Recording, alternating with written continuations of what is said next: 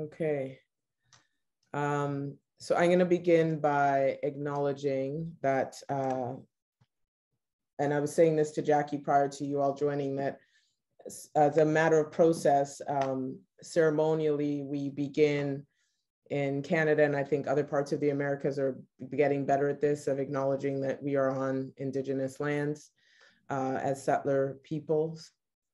So the city of Toronto is on land that's the traditional territories of a few Indigenous nations, which include the Mississaugas of the Credit, the Anishinaabe, the Chippewa, the Huron, or the Haudenosaunee, as well as the Wendat peoples, Huron-Wendat peoples. And Toronto, as diverse a city as it is also home to many First Nations and Inuit peoples from all over the world.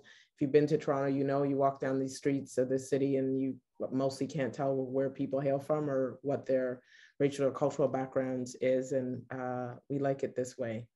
I also want to acknowledge that the city is covered under Treaty 13, which was signed by the Mississaugas of the Credit, and that this was also signed by Chippewa bands. It would be remiss of me, given that BAND is a Black culture organization, to not mention that as a Black culture organization and organization that is aware that people of African descent's presence in the Americas is partly due to choice of migration as well as forced migration. So within that representation of Indigenous communities and folks with Indigenous identities, we also acknowledge that there are Indigenous Africans that are part of this narrative of battles with settlers and colonization. And so we have an extra responsibility as people of African descent to be allies, co-conspirators in the fight for Indigenous peoples' human rights and social justice. With that, I will also let you know that my name is Karen Carter. I'm co-founder and director of BAND. Joining me from our staff today are Natalie, Yaz, and Claudia. Maybe toward the end, I'll get them to put their cameras up and say hey. But I just want to thank the three of them for back-end support, especially Claudia and Natalie, who are going to help navigate images as well as the chats.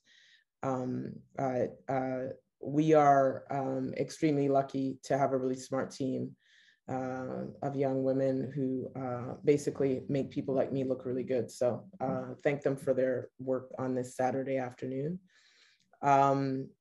I also want to just acknowledge, I don't think we have any board members on, but we are a team with a board of directors of about to be 7. And this organization was founded in 2010. We are in a property that is located in the west end of downtown Toronto, just off of Queen West and Brock, the BAND Gallery. BAND, as an acronym, stands for Black Artists Networks in Dialogue. And so this conversation with Jacqui is kind of a core part of our interest in creating conversations for artists, curators, cultural workers around cultural practice. What's the other thing I might tell you? I guess we are in Black History Month, and this particular program is supported by TD Bank, which is a corporate partnership we've had with TD Bank for Black History Month programming since 2011. So we've been working with them for a long time. We are grateful that they give us the funds to make opportunities like this happen for international artists like Jacqui. And this particular project came under the umbrella of a partnership with folks in Barrie, which is Simcoe County region, city that is just north, about an hour's drive outside of Toronto. So there's an image just behind me right here that you can see of one of the archival images of the soldiers, which is alongside Jacqui's paintings that is also up in Simcoe County. So we tried to twin the exhibition so that people up there could see things that were here, but also have things that were there that are not here. So there are large scale panels that are in Barrie in the City Hall. And then we were really lucky to have Jacqui's portrait paintings in the gallery here at BAND. If you do not know BAND, please check us out at bandgallery.com. And with that said, I think my preamble, oh, look at that, it's 2:09, perfect timing, Jacqui. How are you? I'm very good, I'm very good. Thank you, and thank you, Band Gallery and Uplift Black, for inviting me to participate in what I believe is a very, very important exhibition. So thank you very much for that. I see, you see, we're catching each other's misses already. We were talking about this back and forth because I said Simcoe County is the region, but I didn't name the organization, which is Uplift Black, that we're partnering with. And I think Gwen and Shelley are on the call, so we'll say hello to them maybe a bit later. Let's jump in if you're comfortable, Jacqui, and just start having a chat about this work, about your practice as an artist, and about just who you are as a person, because I think we know the two are inextricably linked. So I know you are self-taught as an artist. So you're not the artist who, went for formal training, didn't go to art school formally, and you came to the choice of painting, I think, formally as a professional practice a bit later. So maybe start, maybe not, right when you were a small child and you were drawn to the arts, but maybe give us some context about who you are as an artist and how you came to painting. Okay, well, good afternoon to everyone and good evening to those in the UK. And for those that do know me, I come from a creative services background.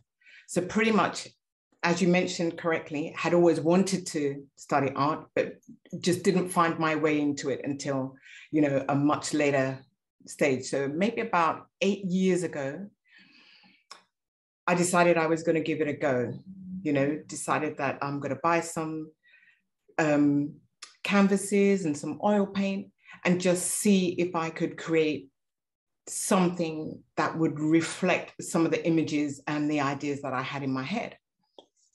So when I started to paint, the feeling for me was just overwhelming. It was just awesome. I had never experienced that before. As you mentioned, I hadn't done any previous training or anything like that. So it was literally about just playing around and toying around with how the oil felt on the canvas. And for me, I was hooked straight away. I was hooked. And interestingly enough, I then had to figure out what moves me as a person, what moves me. And through my studying as I was at university, one of the things that really struck me was the fact that through my education and my experience growing up, the history that I was taught didn't reflect what I was learning day to day. And I started to think about things like the individuals that I believe we need to have representations of. People that will affirm exactly who we are and where we come from. Mm-hmm. And so I kind of fell into creating portraits of individuals for their activism, and I think primarily I wanted to do that so that my children and anybody else's children or individuals of color, that they could see the positivity and the contributions, the achievements that individuals that represented us had made. So that's where I started out and decided I'm going to embark on this journey.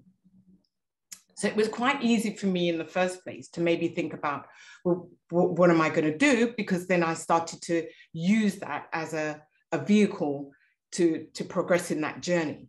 So I started with activists. Somebody had asked me to paint Malcolm X for them. And I started on that journey.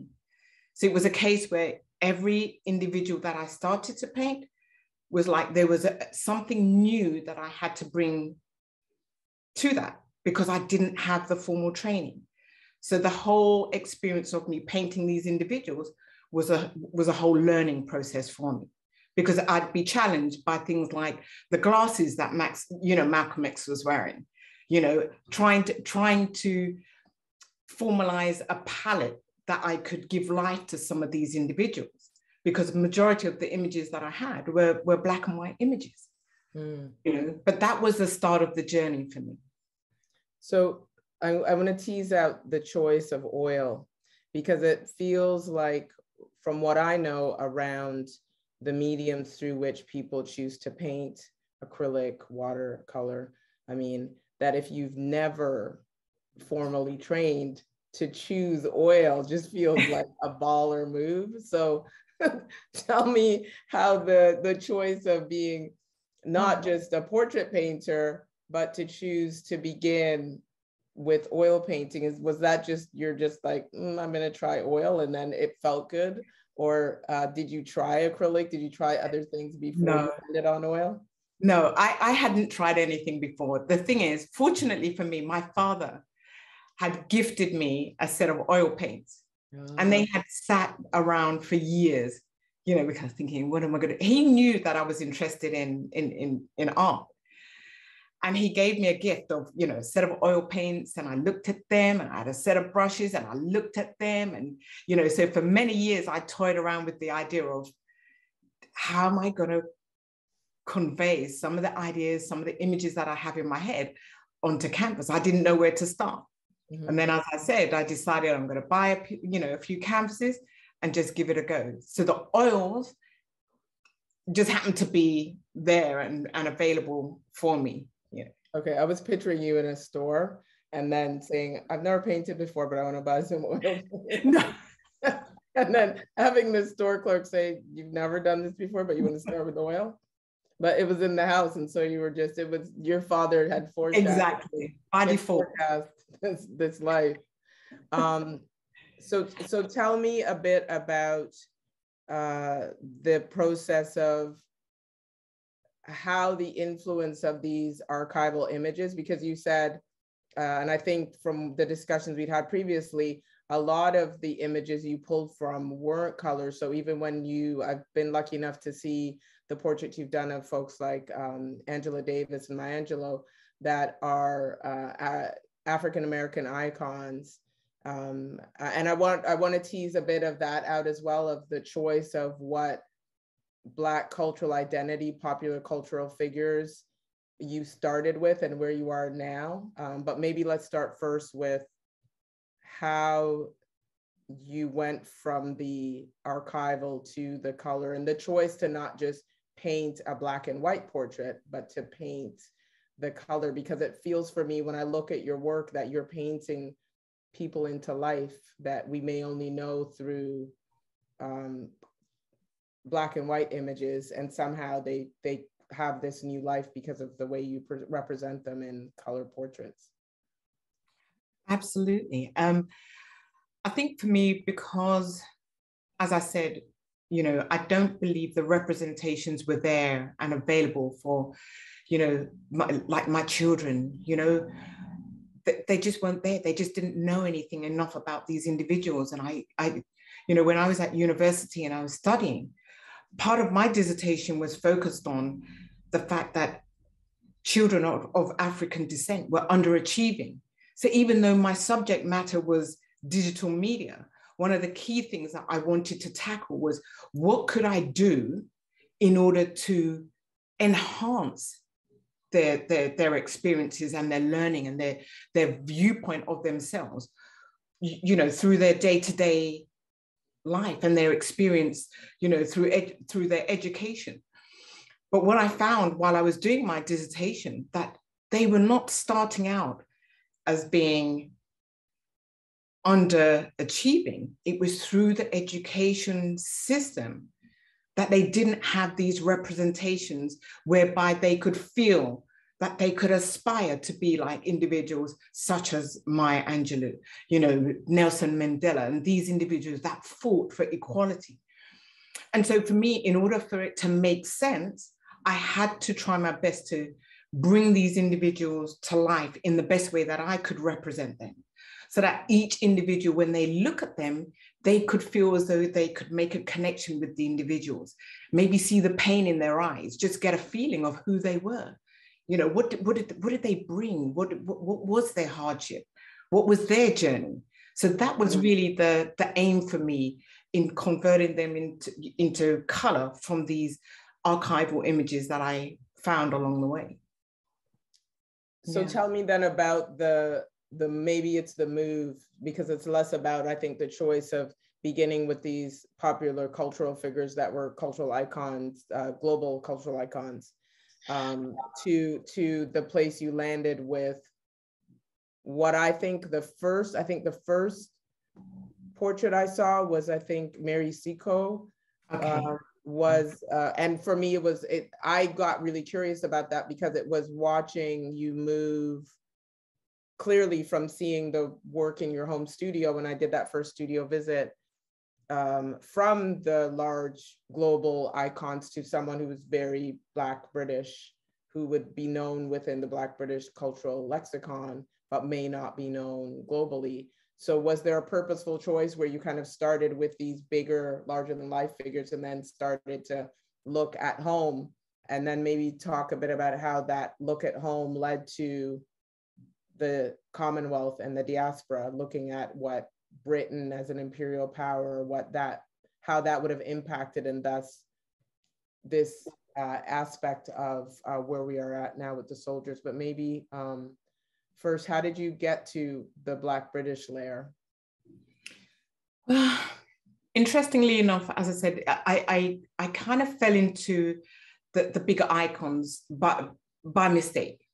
So somebody had asked me if I could do a portrait of Malcolm X, and I'd done that one. And then when I handed that over, I realized that, wow, I missed having, I fall in love with all of my paintings, right? I'm telling you that. And I realized that I missed having the painting around. And even like with my husband, it was a similar thing for him. And he mentioned, well, what have you done with that painting? I really liked it. And so it led me into, I kept on that journey of finding these large icons and reproducing those. But then I stopped and started to think about what mattered to me, the fact that there were individuals that I didn't know enough around. I didn't know enough about them. Even when I look at things like, I know we're leading on to it, but when I think about the veterans, it was a case where, why did I not know this information? Why wasn't I taught this in history? So for me, the opportunity then came to me about documenting some of the stories. How can I capture this information? How can I communicate in the best way that I can what these individuals have sacrificed and why they are worth a mention? So that's where the shift came, because there were too many stories that I didn't know, let alone the younger generation. So did the nurse element of service connect you just to the broader? Because I think we all know, or most people I think know, that when you think of military, often you think of the men in uniform, the frontline soldiers, but there's this whole other element around the doctors and the healthcare workers who are also frontline, who are caring for injured soldiers. And so I always assumed, maybe wrongly, that work by her as a nurse just led you into what it would have meant for her nursing in a particular time period, and that led to the military piece, or was that not so? And if so, maybe let's talk about how did you choose the first soldier, and was that first soldier, as you said, by now you're like, I want to know stories about me, like about me as a Black Brit, my identity, and thus in you knowing, you then are able to share that. So was that the transition, or did you just, like, how did you land this brilliant idea of documenting these soldiers and, as I said, painting them into life? Yeah. So you're correct. With Mary Seacole, it was a case where I just felt that there was a story to be told with Mary Seacole. Now, Mary Seacole didn't per se lead into the veterans for me, but I believe that she was just, there was enough about her that I felt needed to be shared. People, they just had to recognize what this woman had accomplished, what she had sacrificed, leaving, Jamaica, coming to Britain, Crimean War, getting involved, nursing these soldiers better, and, the hospitality, how she to me, it's just like this individual was just worth being recognized. And I didn't believe at that time, I know for certain that my children were not being given as much of this information as I thought was necessary at the time. Mm-hmm. But how I managed to get into the veterans was, again, slightly by mistake, because I had put on an exhibition where I was showcasing Mary Seacole and Maya Angelou, you know, and some of the activists. And somebody had said to me, you know, look, I'm doing a project and I want Walter Tull to be the focus of this project. Do you know anything about him? So Walter Tull, you know, the name was kind of familiar, but I didn't know too much about him in the sense where I could say, yes, I can go and do this portrait for you. So I started to do the research. Mm-hmm. And I think that opened up a whole thing for me, because once I figured that he was this young man who had got into the armed forces, worked his way up at such a young age to become an officer, a man of color, who had, you know, with all the racism and everything that they faced within the armed forces at the time, had still got to a point where he was a commanding officer. And at that point, he had all the challenges around the fact that they didn't want individuals that were Black, individuals of African descent, leading white officers at that time. So, excuse me. So the fact that he had overcome that hurdle, just finding out that through the research I was doing, led me to research and look for more. And that was it. The door was open. And I just think, because at the time, I knew a bit about him, but not enough to say, okay, well, where is this leading me to? You know, there was this whole wealth of information out there. And I mean, to be honest, it's still very difficult for you to be able to get the information about these individuals, because you have to search hard for them. It's not, the information is there, but you have to do a lot of research to get this information. Mm. Yeah. We're going to switch and start pulling some slides and maybe just get you to comment as we go through.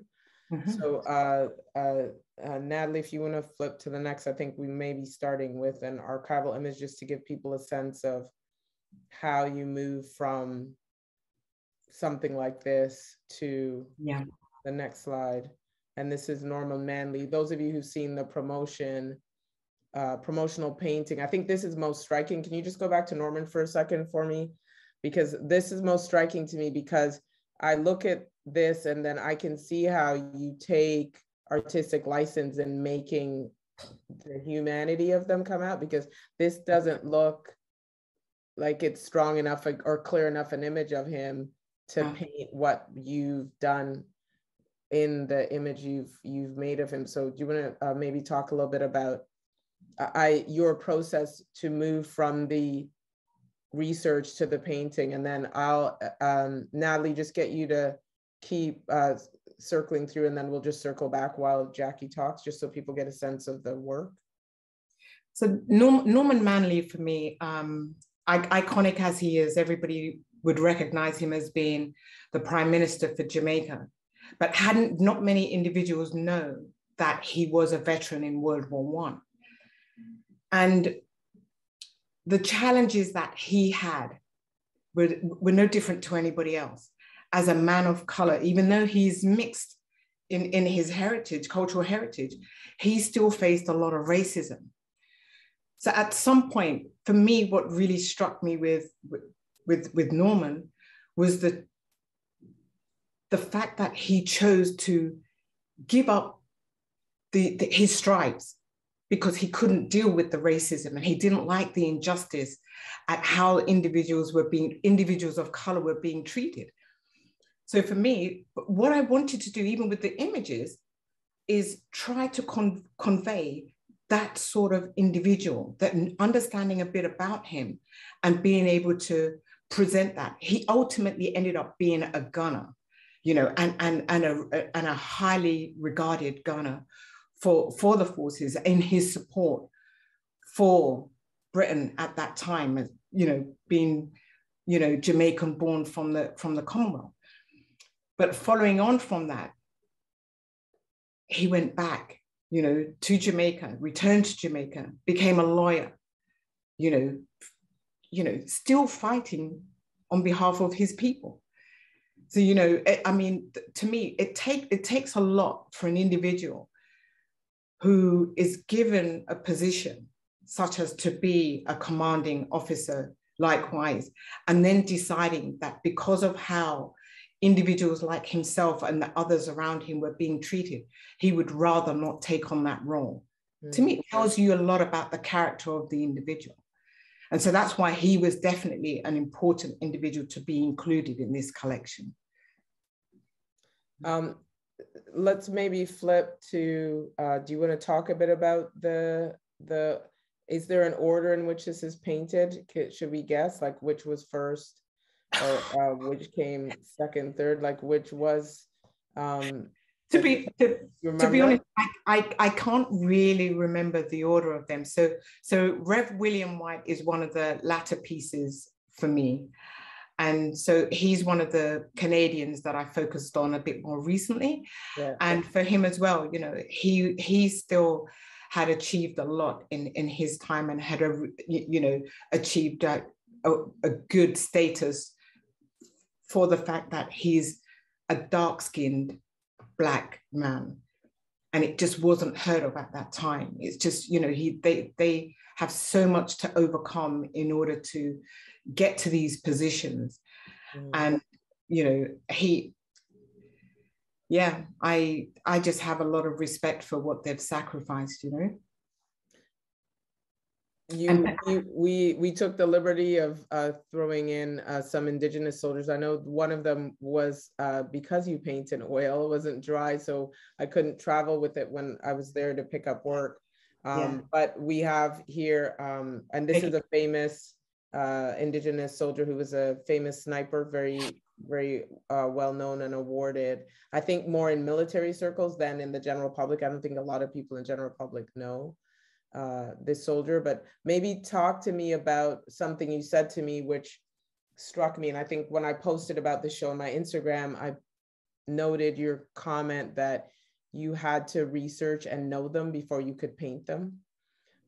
Talk about that idea, and maybe it goes back to the point you said initially about you miss the pieces because the process of coming to know them and painting them makes it almost feel like there's a personal care and connection that seems to go. You could see the love, I think, when you see your work, that you love what you do and you want to convey the best element of someone, which for me is very old school. It goes back to classic portraiture of people wanting to make sure that the work they did to document before photography, which was obviously something that was an option more for the wealthy, showed a family or showed a matriarch or patriarch of a family in the best light, because it was normally coming, the request to the commission to a painter would have made it that much more requirement. But this is, you know, this isn't someone who's sitting for you.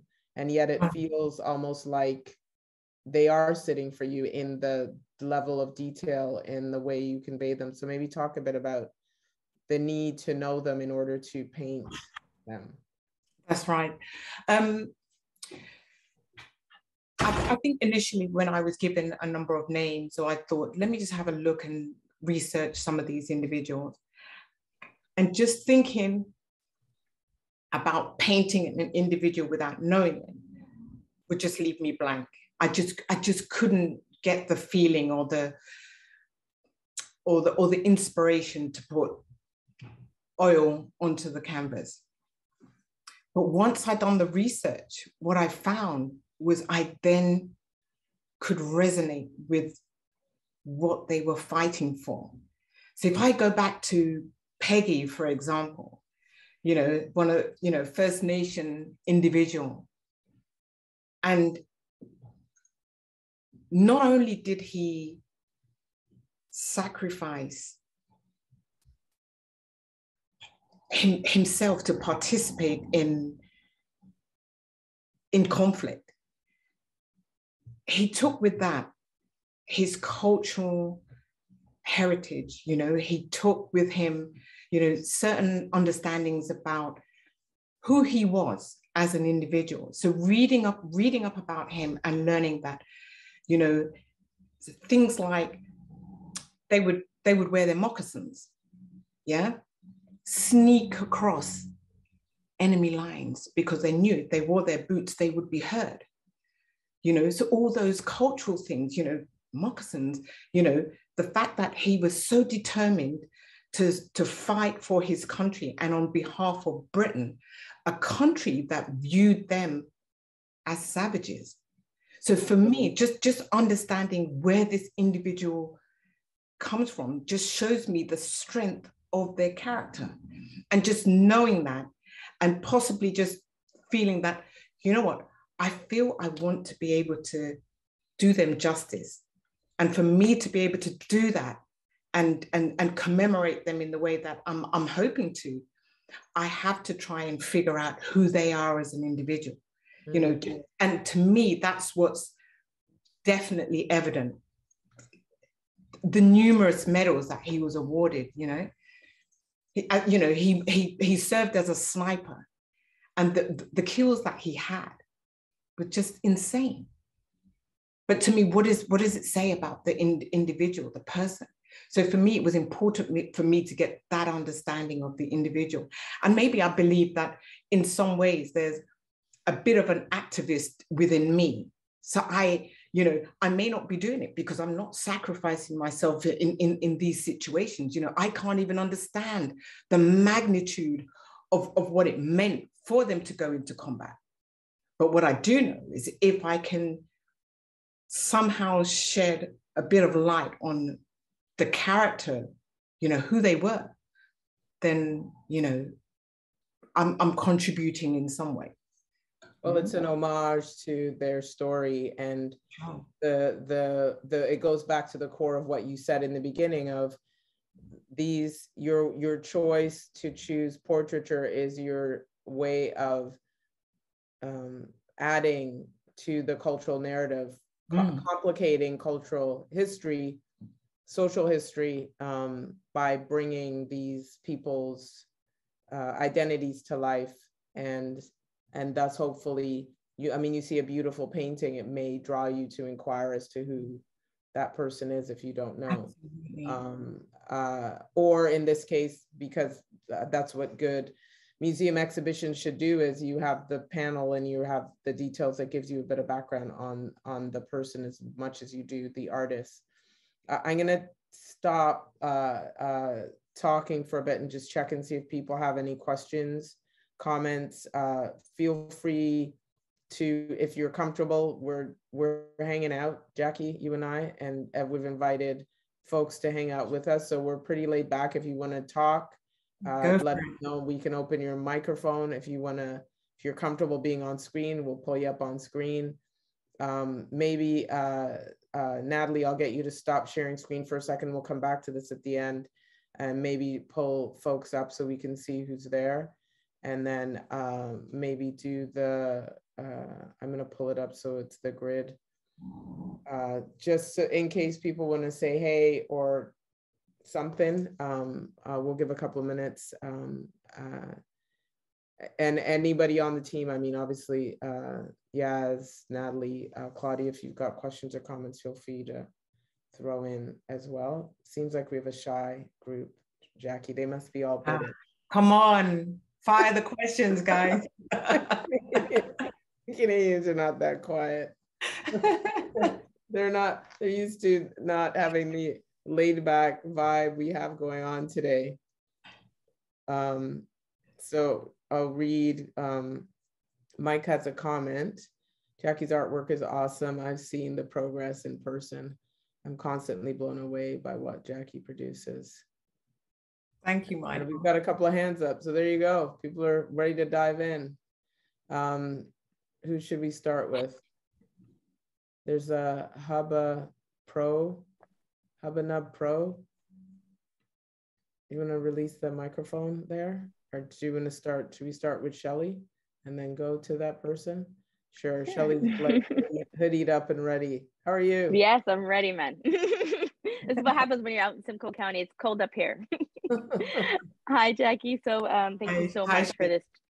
Yeah, thank you for this talk. One of the things that really resonated, and I can't even believe I never even thought about it, was when you mentioned the nurses and all the women who participated as part of the war. I mean, I don't hear about anything on Remembrance Day about them. They're never brought up in conversation, to the point where I'm not even thinking, as somebody who runs, a feminist intersectional organization that features mostly stories of women, in our communities, the fact that it didn't even cross my mind just shows how conditioned we are still. Absolutely. Right? To the narrative that we've just, that we've been, told our whole lives. So thank you so much for pointing that out. And just this whole exhibit is absolutely beautiful. And just thank you for your work.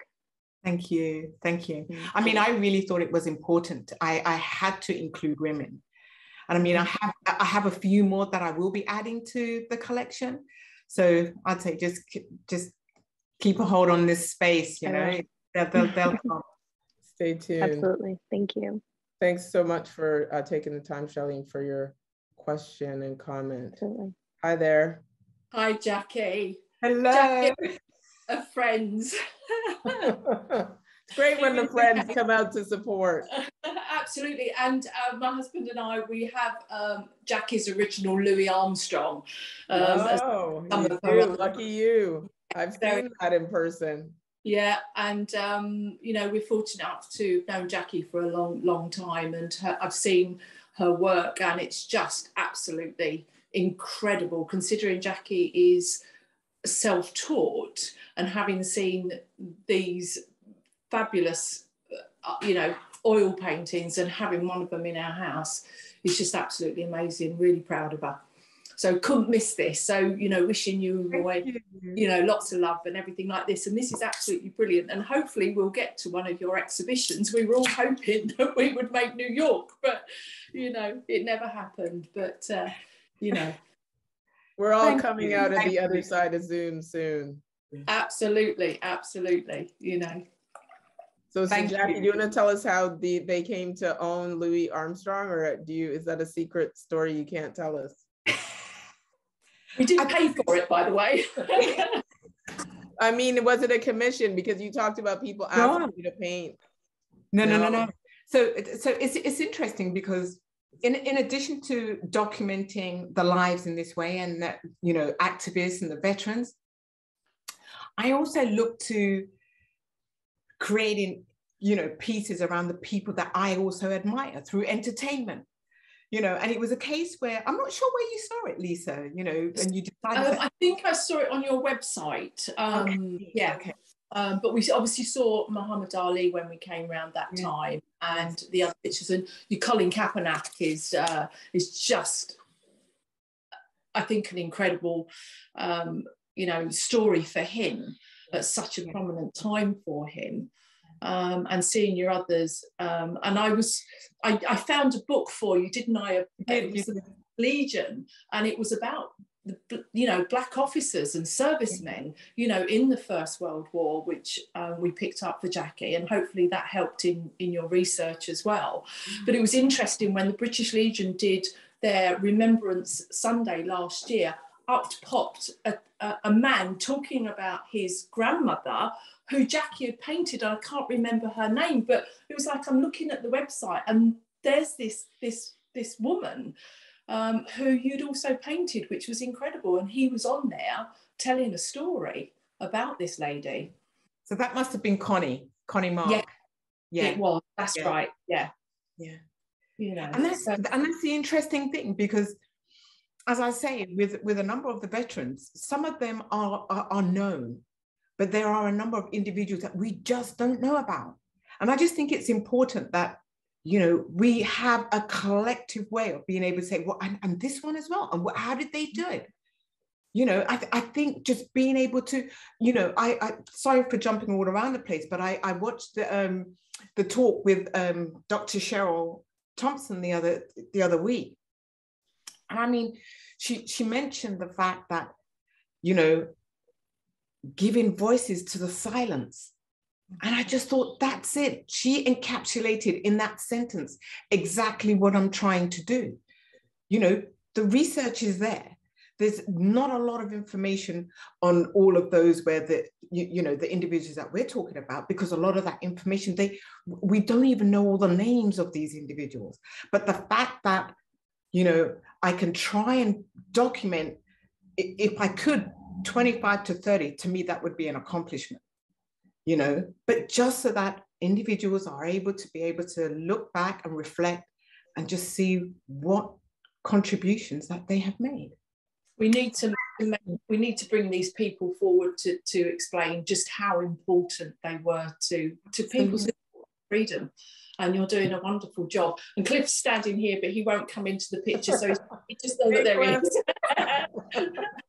Hi, Cliff. Hi, Jacqui. And thank you for supporting me. Thank you. No, my pleasure. Lots of love to you and Roy and the family. Thank you. Thank you. Take care. Bye. The comment there about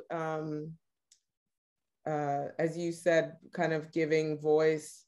Oh, I think we would be remiss if we didn't talk a bit about the Windrush scandal and just that idea of how the records are so important, right? The record keeping allows context, especially when you're fighting or pushing back against erasure, whether it's about records being thrown away, as we know the story goes around, the Home Office throwing away records that showed how British Commonwealth people who were at that time, as we know, British subjects who migrated post-war to help build Britain after the Second World War, were suddenly being told they weren't legally in what they believed to be their homes. And so for me, one of the reasons this was also interesting was when you look at someone like Norman Manley and you think as a Jamaican, like what would he be thinking now hearing about he left, went, and the amount of people historically, I know even in Canada, who left the Caribbean to fight in the Boer War or the Crimean War. They fought in all these wars in the early 20th century as British subjects. And so this idea of that identity being questioned kind of goes to your point about how this layer of documentation, the research is so important to the end game of the painting because it's giving that extra life to the images. Absolutely. I mean, you have individuals who were being questioned at the time, and especially those that were being promoted into officer status. And they were being questioned, you know, are you full Caucasian? Are you know, they were being asked, you know, to basically declare that they had no, you know, African, you know, within them. And some, because they so wanted, you know, you can imagine the challenge that would have put upon them anyway. But some would refuse to denounce their heritage. You know, some would say, well, yes, I am, you know, but some of them would not deny it. Wow. You know, because so sorry, go ahead. No, sure. We had a question where someone was asking, well, Natasha Hamilton had a comment of amazing work, thanks, very impactful. And then we had a question about what's next, like who are you painting next, and maybe where you're at in the research for that person, and maybe who's behind you. I don't know if you can grab something and pull it forward. I think I recognize two of them, but I don't recognize one. So so I don't know if you want to share something. It feels like a little ending with a little studio visit, Jacqui. Absolutely, absolutely. So listen, through my research, I came across this individual. So we have Tommy Prince in the middle, yeah? So he's First Nation Canadian. And we have Clem Thompson over here on the right, World War II veteran, and he's also a father of a friend of mine. But behind me, I mean, I don't know how I stumbled across his story. He's Indigenous Australian. Oh, wow. And let me tell you, nobody believed he had participated in the war, but he became a prisoner of war. And through being a prisoner of war, they captured his photograph in and amongst other individuals. So for me, come on, that's a story. I mean, I didn't expect to find that. And I'm like, no, he needs to be included in this collection. So through the research, you know, I mean, I'm accessing a lot of information, and I don't profess to be a historian by any means, but it's just like when I find information like this and I'm like, hold on, he did what? I'm like, yeah, I have to share this. Wow. That I'm going to let Brian Phillip jump in with a comment or question next. But I think to your reference of Dr. Thompson's commentary, she was encouraging kind of local social historians, people to become record keepers, documentarians, and researchers around their own personal or cultural history, because it's an important part. So we, in my other life, when I was running a city museum called MyZeum, one of the things we would say was that we called folks who were non-academic historians community knowledge keepers, because you've done the work, you know the cultural history, and maybe you don't have a PhD in history, but you're still a knowledge keeper for a particular narrative, and it's as important as the academy. So I think you're obviously that you're singing details off about this stuff as much as any, you know, PhD carrying historian would be able to. So yeah, you're a historian, Jess. Thank Brian, you. Where are you at, Brian? Hello, good afternoon. Well, good evening. Say hi, Brian. Hi. Can you all hear me? Are you gonna let us see you or no, Brian? Are you shy yes, too? I'd love you all to see me, but let's see if I can get that sorted. Here I am. Okay, hi. Hello, Karen. Hello, Natalie. Hello, Jacqui. Hi. This is the man in question. Just to say, Jacqui has been an absolute inspiration for me as an artist. And our friendship, our association has grown within the last 2 years. And having looked at her work, you know, it's just phenomenal. I must say, the way she just attacks her work and the enthusiasm she has for it. What I do like about the work as well, it does give you a sense of time. When I look at the paintings, you know, I can see its figures and famous people from the First World War. And knowing photography, the fact that it has that sepia look to it, but yet Jacqui has sort of brought them alive. They are now current, you know, it's like she's brought them alive. And the fact that she does all that research before she can engage with that particular subject, I think that's absolutely fantastic. What can I say? Can you tell us about your work? Are you a painter? Well, a painter? Yeah, initially I trained as a book illustrator many years ago. Now a school teacher, but I still do art.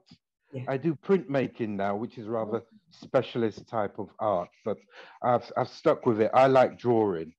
And I think the fact that Jacqui has that passion, so do I. I still have it. I still have my own studio, but it, you know, it's slowly bubbling under. It's slowly going to come to life, hopefully. But I look forward to seeing the work at some point. I'll let Jacqui coordinate us. No problem. You're quite welcome to. But I must say, go ahead, Jacqui, sorry. Brian, I must say, I've got to say a huge thank you to you as well. I mean, Karen knows that I pretty much just, you know, live in this bubble. But what I do have is the support from an individual such as yourself, a very talented artist in your own right. So, and the fact that we can be there to support one another and pull each other up when we need to, I think is a great thing. So I just need to thank you for that. That's no problem. You're always very welcome. So, as I say, your work is phenomenal. I want you to keep going. I remember Jacqui came to me recently. She said, look, I've got to do this artist talk. How am I going to get through this? I said, look, you know your subject matter, and you'll be able to talk about it, and it will resonate with your viewers. And to me, you're doing an excellent job, and I really would love you to keep it up. What more can I say? Thank you very much. Thank you. You're welcome. Thank you, Brian. It's always good to have friends that are rooting for you in your corner. And you're right, she's a very good speaker. So we set this up informally, partly because we knew she would be happy to answer questions, happy to engage with the audience, and that not every artist is comfortable just being present in the moment. And so we're really glad that she is this laid back and this brilliant as an artist, and just also a kind human. We're lucky. Should we tell them about Jamaica, Jacqui? Oh, that was awesome. Tell people how we even know each other, because they're like, how did this Canadian woman meet this Brit? We didn't run into each other in the Caribbean, but we did end up. So my Aunt Grace and Uncle Jimmy, my dad's, basically they're in-laws, because my dad's sister, her youngest sister, is married to their brother. So their neighbors, what is it, like 4 doors down on the street in East London. And Jacqui and I met because my Aunt Grace said, Karen, we have a neighbor who's a painter. You should go look at her work. And as you can imagine, a lot of people who work in art presentation or curatorial practice or just in galleries, they're nervous about meeting an artist because you're not sure you're going to like the work. I'm kind of a crazy person because I'm always willing to at least take a look and, you know, see what. She said she was working and now she's painting full time. She's a studio at home. You should go take a look. I think she's very good, but I don't know, because, you know, it's not what I do. So I went over, and as they say, the rest is history, because I was like, wow, these are really good. And then we just kept in touch. When we launched the Caribbean Art Fair in 2020, you came to Jamaica and showed the work in Mandeville.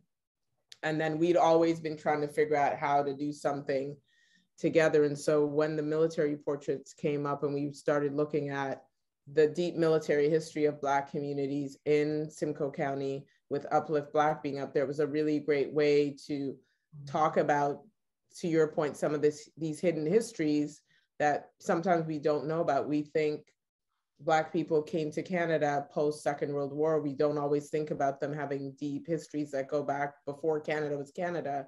There were settlements of Blacks in this country who fought alongside the British, even in the American British Civil War, for Canada to remain a British Commonwealth country. So there's layers of ways sometimes we marry it and come to where we are. But yeah, that's my recollection of how we met, unless you had different recollection, Jacqui? No, you're right, 100%. I do remember going down to, down to your Auntie Grace's home and thinking, whew, she's going to come into the house. And, I remember you saying that, sometimes you get to somebody's home and the paintings are not always as they believe to be good paintings. And I thought, oh no, I'm exposing myself here, right?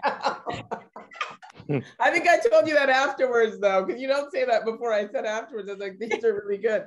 But I think I also told you when that happens, I ask questions, because sometimes people are in their process, right? And you can't, when I look at where you were with the earlier work to where you are now, you can see the progress, which just comes from continuing to paint. And my rule, and I think any of us who work in the creative industries rule should be, don't kill anybody's dream. That's not your job. I have a friend who used to say, she was a high school teacher, that she would say to parents, if their kid wanted to be a basketball player, don't kill their dream, but tell them all of the things required to be a good basketball player. So, because it's not just about being a great basketball player, it's about understanding the business. Because if you make that money, you got to understand how to manage the money. It's understanding how to market your brand. Because if you become famous, you got to use all of those things. And then all of a sudden, if the dream doesn't work out, your child has acquired all of these skills that would allow them to pivot into another lane and have another career option. So my rule is, it's not my job to kill anybody's dream. It's someone's exposing, because art's so personal. Great art comes from such a personal place. And so it's I usually go with questions, but yeah, I think I did. I didn't realize I told you that, but I probably only because I usually would never say it. And I usually only say it afterwards. And it's like, this is really, really good. I was nervous because you're like, what are you going to say to not kill anybody's dream? But I thought the work was super strong. And that's the reason we invited you for the inaugural offering of the Caribbean Art Fair in Mandeville, Jamaica. And then just seeds are planted for us at Band, and we just try to figure out when's the right opportunity. We're optimistic that this show will tour, and we'll hopefully be able to get more of those pieces you've got behind you to come to Canada, because there's a couple of military museums that we think are really interested in the work because of the Commonwealth narrative that's there. So it includes some Canadians, but also hits the British Commonwealth. I just wanted to see if there's anyone else who wanted to comment, okay, or say anything. If not, then unless you have anything else, Jacqui, I feel like we can, it's Saturday night. So, you know, keeping a Zoom to an hour just feels reasonable to me. And I feel like we're all zoomed out. We all spend so much time looking at screens. So we usually keep these talks to about an hour. We'll go back, and if there's no other questions or comments, last words, we'll go back to the slideshow, Natalie, and just let that run through to share the images maybe a bit more slowly. And then maybe we'll do that twice. And on the second time, we might throw some music in, because I did notice you got friends having a glass of wine, which made me think I should be having maybe a mimosa. People came ready to enjoy their Saturday evening. And then maybe if you have any last words, Jacqui, I'll let you say them. Those who have not, and sadly are not able to come and see the work in person, there is online exhibit for viewing. But if you make it across the pond, we'll also let you know if the show does extend into the spring and summer. If the tour continues, we'll let you know where you might be able to see it if you do make it to Canada. And we've put in the chat, if you want to follow Jacqui on Instagram, if you're not doing so, as well as Uplift Black on Instagram and Band. Jacqui, last word is yours, my friend. Karen, Band, I cannot thank you enough for your continued support. And I would, you know, I cannot say anything further than that. You know, I just think it's an amazing opportunity that you've invited me to participate in this exhibition. I can't thank you enough. And that's where I'd like to leave it. Thank you. Good night, Brits. Good afternoon, Canadians. Talk soon. See you guys. Thanks. Good night. Thank you. Bye. Thank you.